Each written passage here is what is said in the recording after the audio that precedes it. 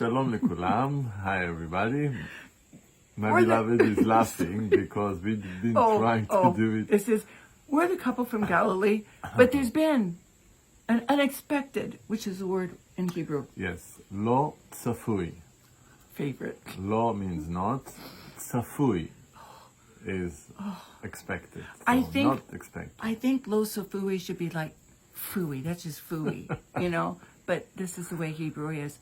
We had an unexpected turn of event, and my heart issues, which the last video we told you about. We were in Capernaum, and I couldn't believe it because there was no rockets, no nothing, and it was like so quiet, and I was doing really good. But then later on that afternoon, I had gone to get an EKG, and it was so wonderful because we have one of our best friends is a nurse there, and she just takes such good care of us.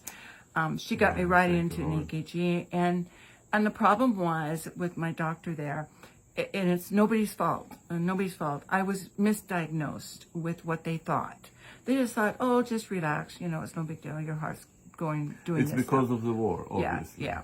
And they just said, you know, just relax, you know, which I'm a pretty tough woman, you know, and I've endured how long.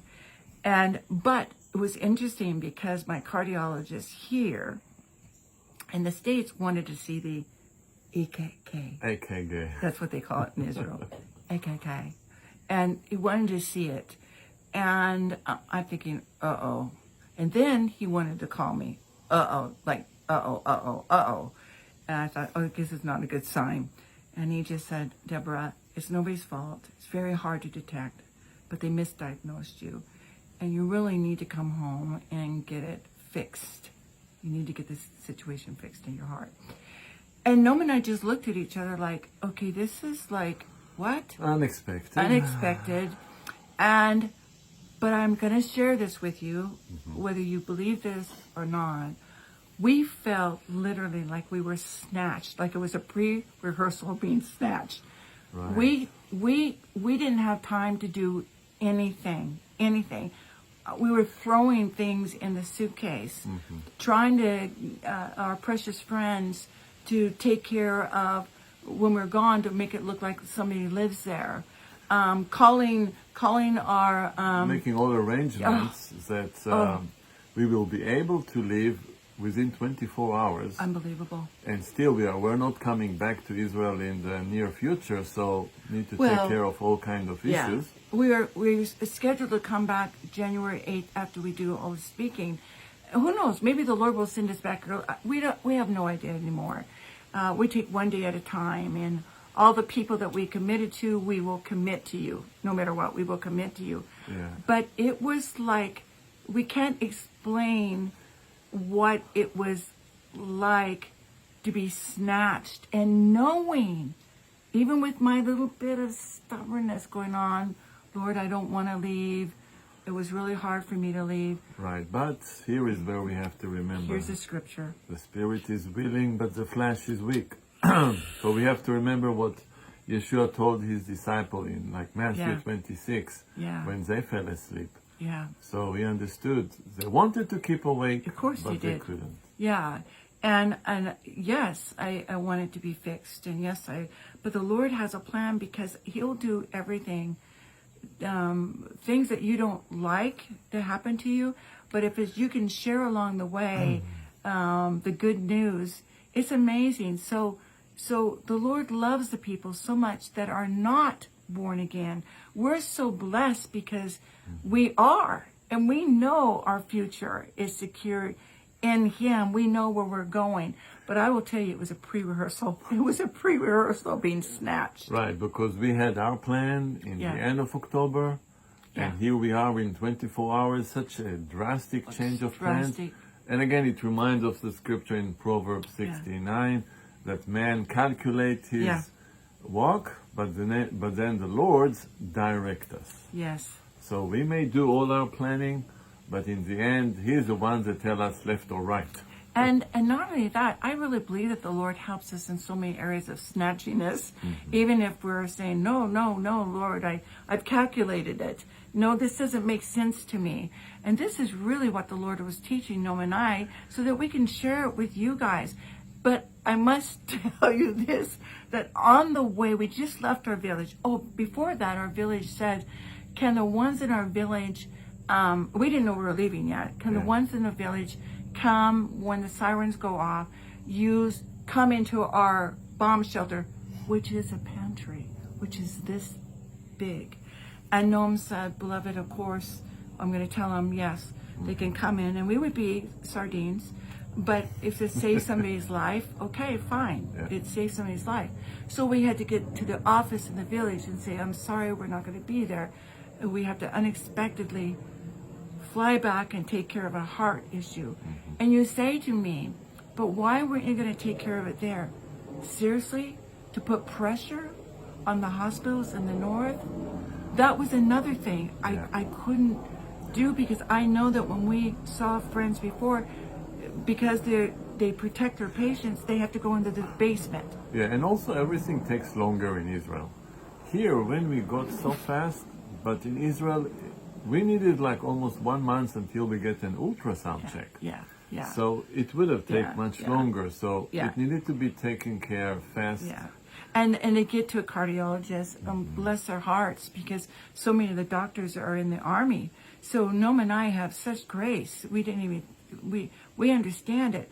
But the Lord has his ways and his plans. So as we're I don't even know what's in Noam's suitcase. Okay? I don't even know what's in my suitcase. So when this situation, my heart, when the procedure is done, we're going to be going out and we're speaking. I don't know what I'm wearing at this point. But it's okay. It's I told her the U.S. is not the moon. Yeah. We can find something here to buy. Yeah. I might be wearing that outfit every time I speak, but it doesn't matter. So all of a sudden, we're left our village. We're kind of in a daze because we've been snatched, and I gotta know that word, snatched. Okay, oh my gosh. next time. Okay, next time. So going, and then we get the news now. Not beside just the beepers that have gone off across the board. Now walkie-talkies. So we're thinking to ourselves, oh my gosh, don't close the airport. Right. So we're driving and we're getting there.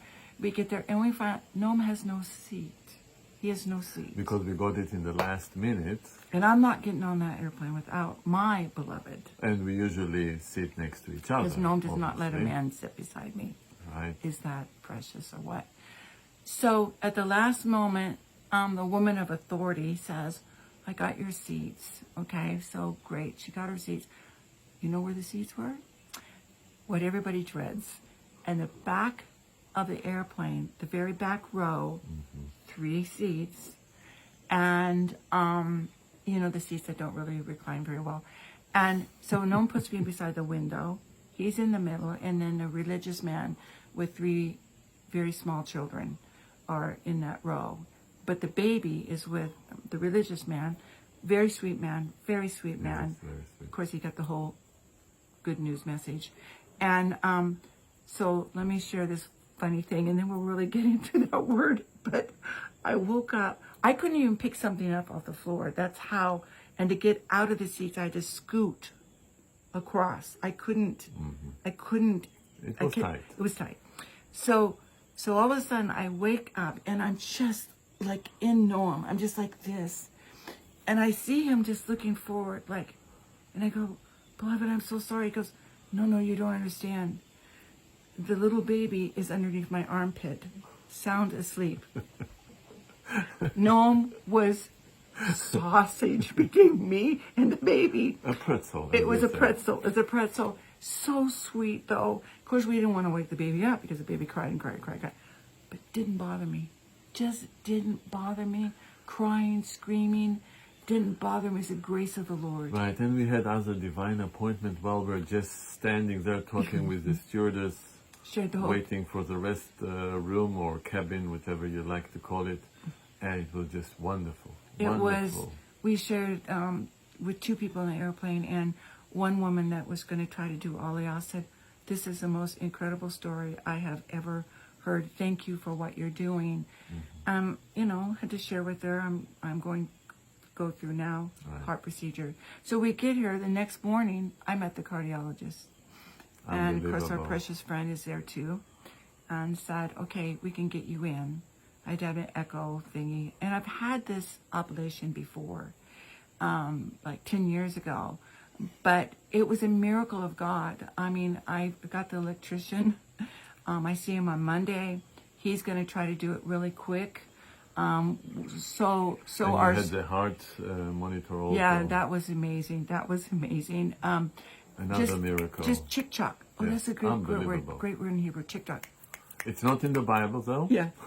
Chick-chock means yeah, so don't look for fast. it in the Bible. Yeah, but don't you love that word?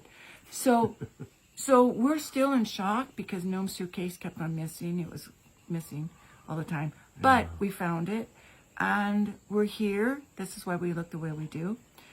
And I have to realize, I didn't realize how stubborn I was.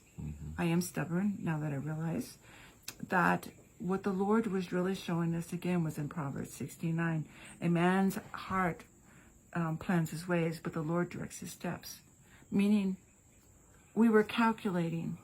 It was calculation, like, Lord, no, we're not leaving till now. It's best if we leave the end of October.